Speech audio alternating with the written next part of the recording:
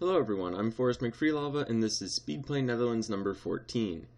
So we are at war with Austria. Most of our army is in South Africa, or Central Africa, and we are already coring a bit of England. We do have a few provinces not being cored because we just didn't have the admin points, and I'm going to wait a little while in order to try to sell them to Knoch. Now, we are still at war with Austria. We can't really get our forces into Europe as our navy is very, very close to dying.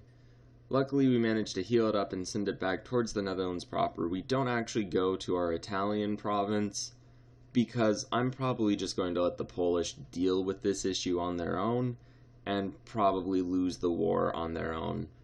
We do go ahead and take a quick policy in order to get cheaper diplomatic integration. Probably should have done that a bit earlier, but it's never too late.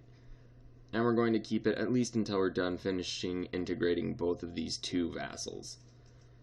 Now, ideally, we're going to declare war on one of the members of the coalition against us and bring in the coalition of just Bohemia against us in order to hopefully just kill it before it can get too big. It's the same plan as it has been, and quite frankly, I don't imagine anything will go too wrong with it.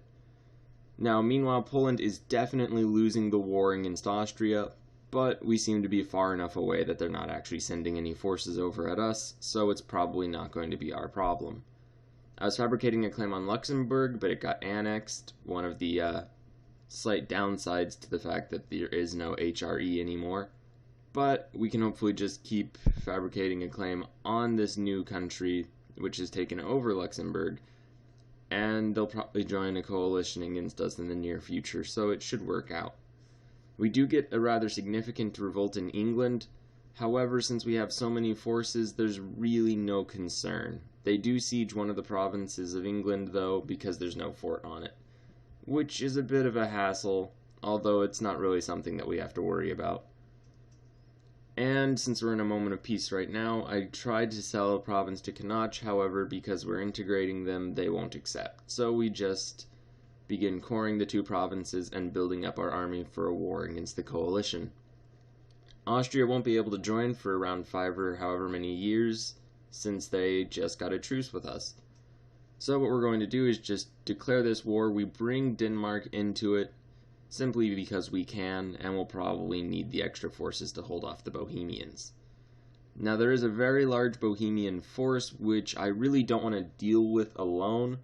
We can most likely build up enough mercenaries that will whittle down their manpower over a long course of time, although that is definitely going to be an issue. We can probably focus on all of the smaller stacks, just killing them off over and over again, and we have a very, very high siege leader, which will really help us in the long run. We do go ahead and attack one of their armies. It looks as though we do lose the battle, but we bring in more forces to hopefully win the subsequent battle. However, we lose that as well.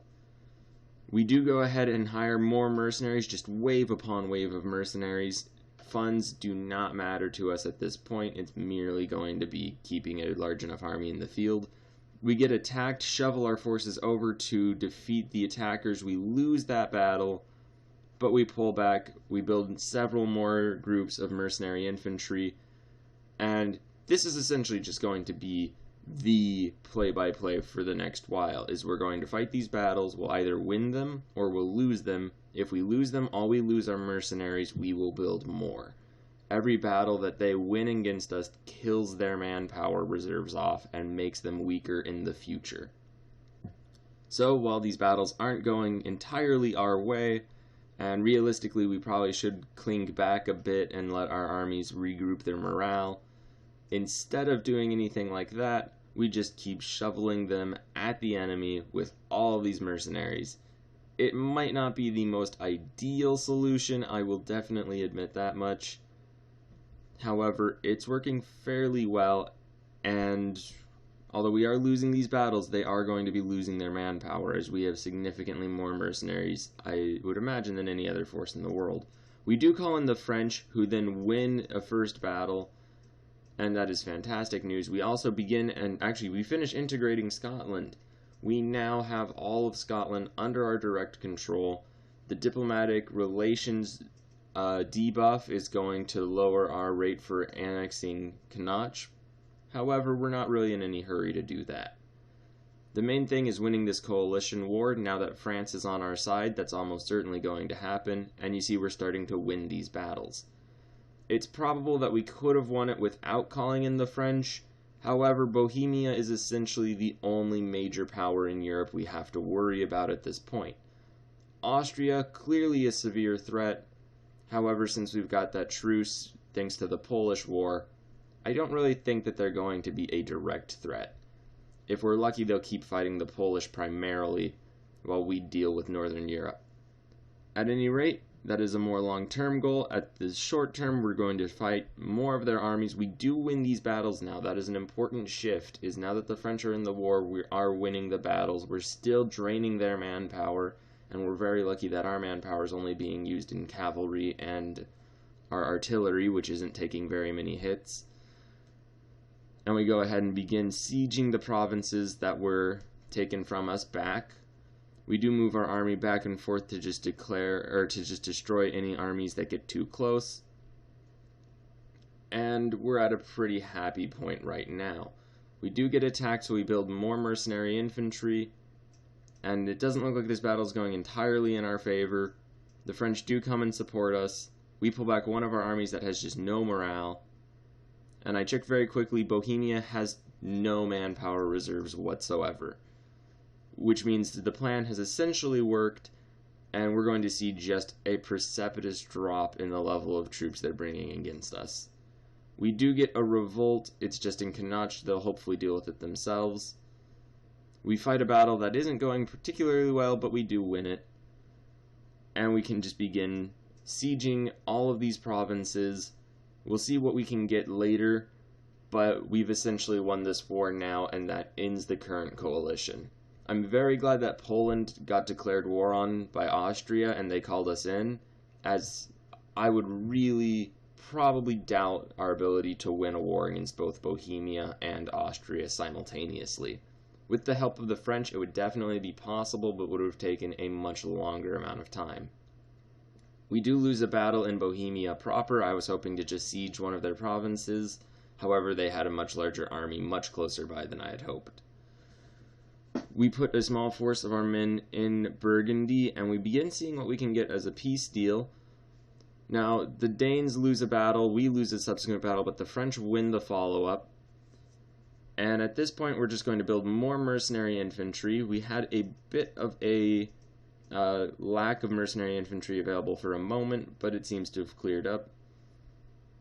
And we've spent around 2,000 ducats in this plan and these invasions. However, this is really going to be the largest expenditure of our money in the near future. So it's very good that we are saving up as much as we are, and we are still getting events that give us a lot of money or occasionally admin power. And we're not hurting for money so much that I'm going to take it over the admin power. So, with that all said and done, we're now invading Bohemia proper. We do have to turn back and deal with forces every once in a while in our rear, and we get a revolt in Africa, which it's going to be a bit annoying to deal with. Meanwhile, we can hopefully get a pretty nice peace deal, 100% overextension, which is as good as we could have even begun to hope for, and we don't have enough admin points to core it all. Although I'm not really worried about that. That is pretty great news. We can go ahead and fabricate a claim on the Hansa and begin coring these regions. Now, we are truced with most of our direct neighbors, and that is a deceptively good bit of news.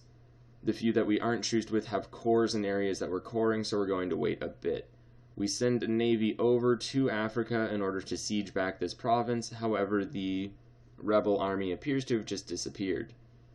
So maybe one of the surrounding nations killed it, I'm not entirely sure. We re-siege the province and head back. I considered briefly building a fort in the province, but we would have to destroy the building they already had. Meanwhile, our coring is nearly complete. Scandinavia has formed, which is great for our Danish allies, who are now our Scandinavian allies. And at this point, we don't really have to worry about a significant coalition in the near future, which is fantastic news. We may start building forts along the French border and upgrading the ones that we have, as that's probably the only border that's going to be static for some time. Maybe also the border with Scandinavia, although I can't imagine them having a significant force in the future. We do go ahead and declare war on the Hansa and their one or two allies and fellow coalition members. Now, that does prevent us from fully coring one province. However, I'm not too worried about that one province and its result on the future peace deal. We do move a force forward into Württemberg. We're going to have to split one of our armies up to actually get fully able to siege, and the fact that we have an amazing siege leader is great. We do lose a subsequent battle, and we build a larger force, an actual force with artillery and cavalry. We'll build more we'll buy more mercenary infantry a bit later on. And we do have to worry about their sieges. Our great siege leader, though, makes it kind of a moot point. And there we go, we're going to build up an entirely new army, just get it all together, and hopefully win this battle in the north. We nearly do, but their reinforcements turn the tide against us. Now we're going to have basically the same plan as in the Bohemian War. We'll just keep throwing our army at it and hiring new mercenary infantry as they die. It's a bit of a cynical and a kind of butcherous strategy, but we can afford it, and really, the mercenaries don't take away anything when they die, so it doesn't really matter all that much. Now, with the siege complete, we move our sieging force to the next province, and we can get a larger force up to attack. And it looks as though it's going our way for once, which is fantastic. And we may even be able to peace out now that we have 100% on the Allied army, or on the Allied country of Württemberg, and the Allied army is destroyed in the north. So we do get those few provinces, we can begin coring them, and unfortunately the Hansa won't make peace until we take over the last remaining member, but we don't have military access through to them, so we have to wait a bit. Luckily, with a recent patch update, we will get access through to them if they get access through to us, so worst case, if they won't make peace, we'll just wait until they do. Which they do, and we're able to just march down and attack them. Now their army retreats and we begin the siege with our great siege leader. We send our other army down to just wipe their force, and with that we're pretty much done. It's just going to be a matter of making peace and now coring the provinces. Now with that said and done, we are able to go ahead and form an empire. We are now at the empire rank, and we're doing so well that Austria is no longer even eligible to be our rival. Thank you very much for watching. Please like, share, and subscribe.